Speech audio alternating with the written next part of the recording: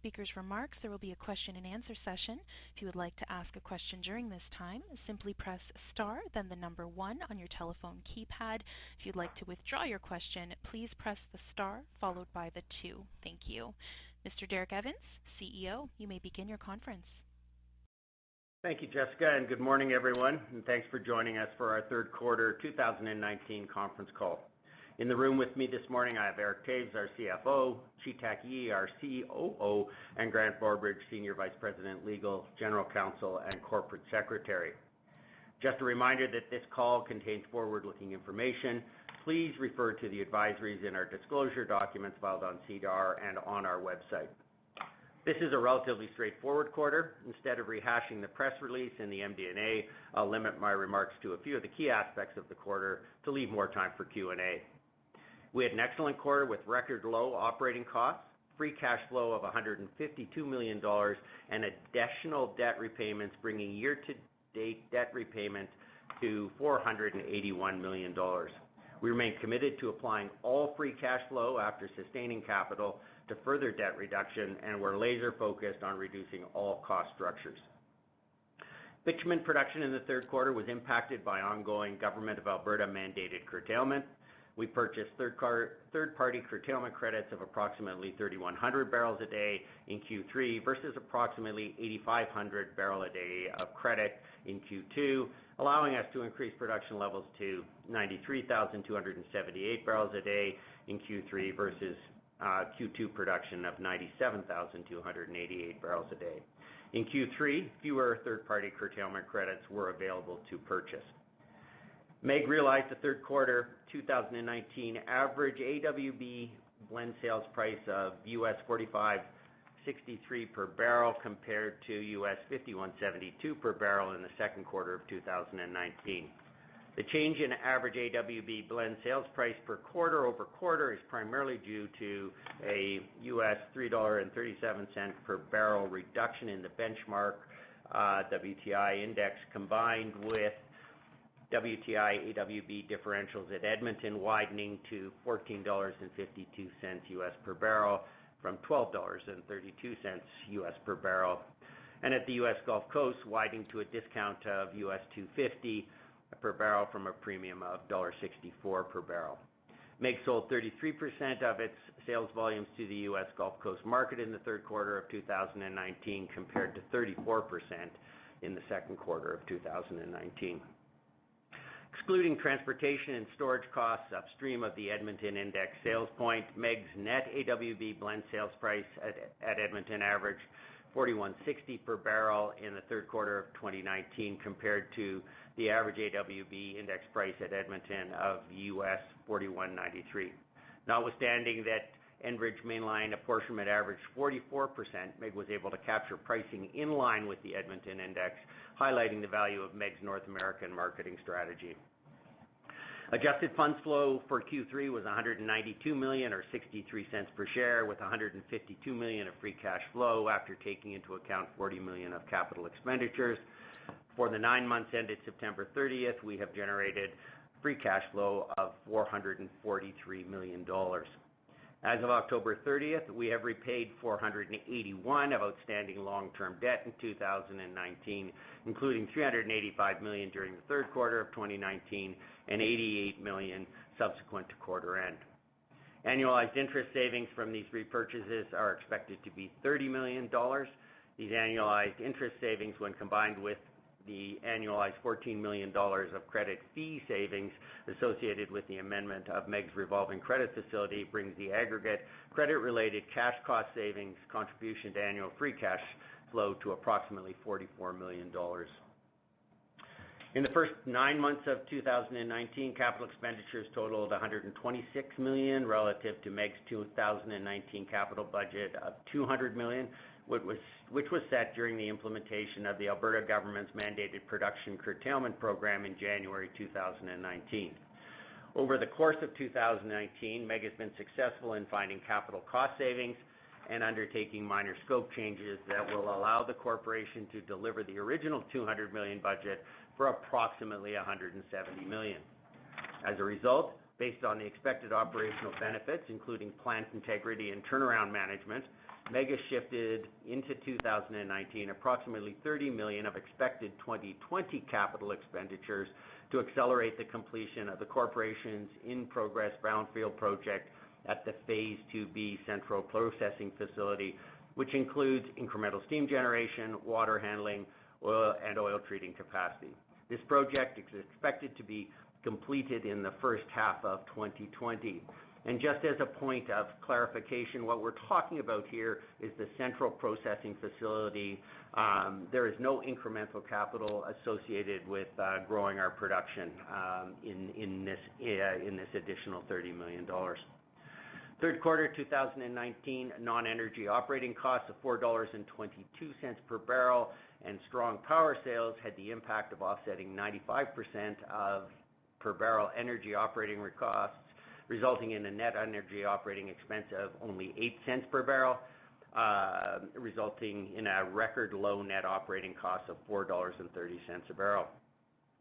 During 2019, the corporation has been able to purchase third-party curtailment credits, which have positively impacted the corporation's production and sales results compared to the original guidance assumptions.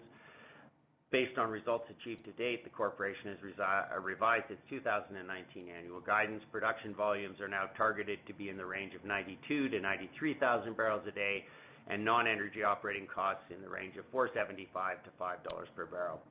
General and administration expense remains unchanged in the range of $1.95 to $2.05 per barrel.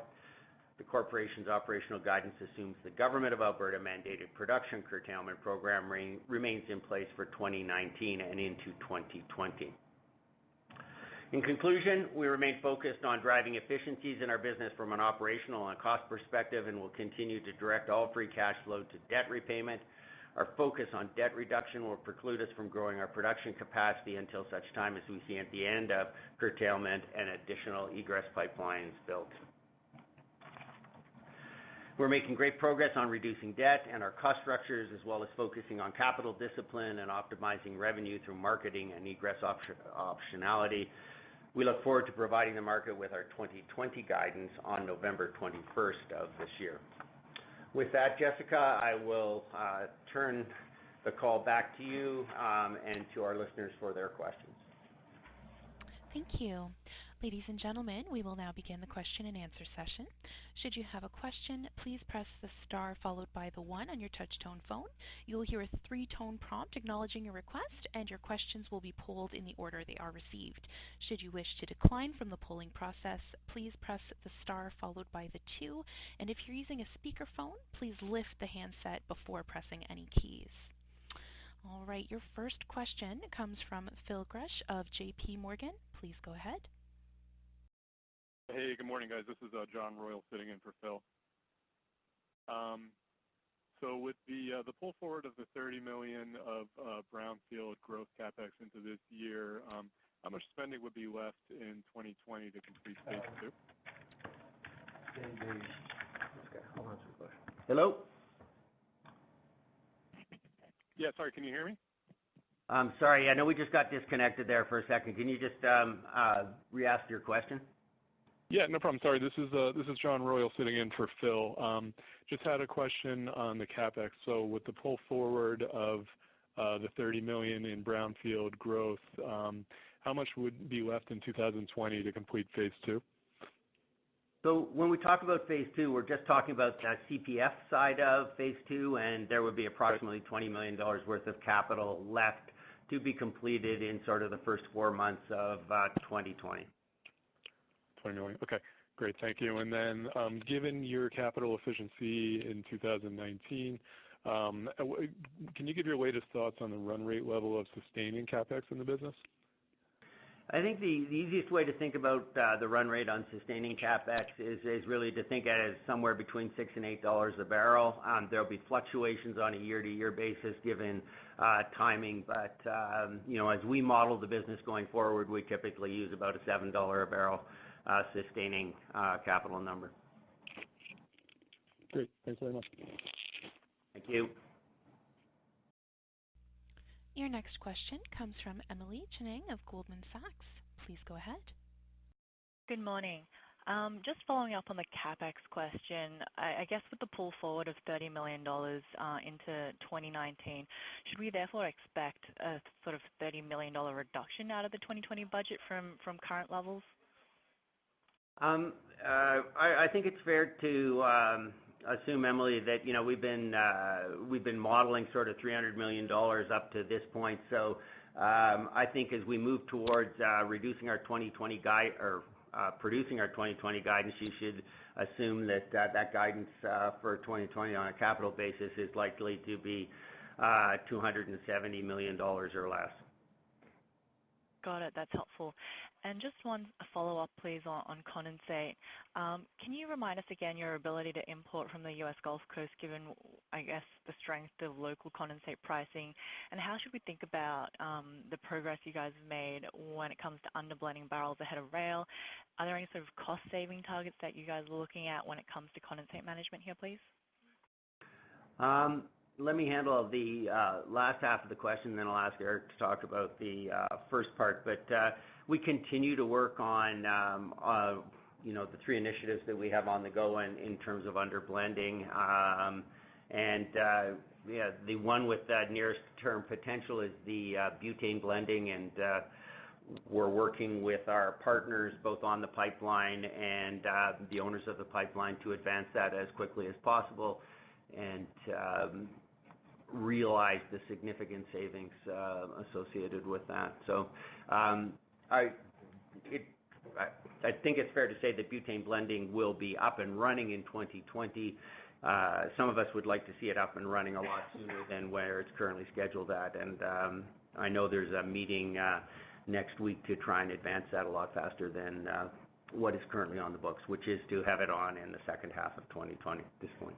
And Emily, it's Eric. We move about half of our condensate up out of the Gulf Coast on Southern Lights, and then the other half we source in the local markets. Great, thank you. Your next question comes from Phil Skolnick of 8 Capital. Please go ahead. Yeah, thanks. Couple questions. One, it was reported in Bloomberg last week that there was some Canadian Access Western Blend that was shipped to the west coast of India. Just seeing if that was, anything from your production, and how do you see that progressing from your standpoint? That was not our production going to India, so that limits the number of players somewhat substantially. But I think more to the point, it's a very interesting market, as is China and Asia in particular on crude oil to chemicals business. We see this as a growing market, and as we said before, part of the reason we've added to tankage on the U.S. Gulf Coast and have the ability to lift cargoes out of the U.S. Gulf Coast is we believe that market could get overrun with incremental volumes. So the development of overseas markets, I think, is very, very important in terms of the long-term viability of the AWB product. Okay. Just back on the 2B facility. So next year, I guess you're going to be having a turnaround. Does this provide any kind of flexibility in terms of steam and being able to use that to, I guess, offset some of the impact on the production side of the turnaround? Absolutely. So there's the Phase 2B facility side includes an evaporator and two new drum boilers. And I think those drum boilers are about 13,000 barrels a day of steam, did you say?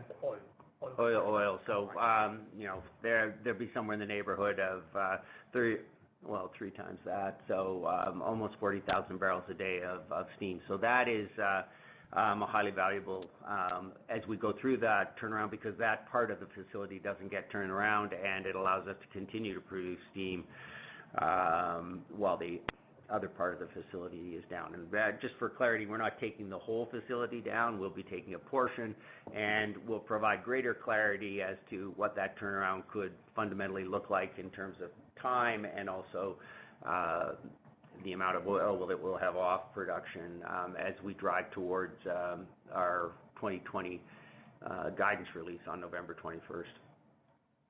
Okay, and then just finally, the Alberta government just announced the curtailment relief for rail shipment, literally when your conference call started. Any, I mean, I'm assuming that you had been talking with them. Any thoughts in terms of like what the upside is on your production levels based on this? Hey, Phil, it's Eric. We saw that come across the wire. We have a sense it's going to be based off Q1, obviously, so we know what that number is. It might be 8,000 to 10,000 barrels a day for us potentially. We have to work through that with our team here and with the government. Is that a blend number or is that a bitumen number? Blend. Okay, thank you. That's it for me. Ladies and gentlemen, as a reminder, should you have a question, please press the star followed by the 1.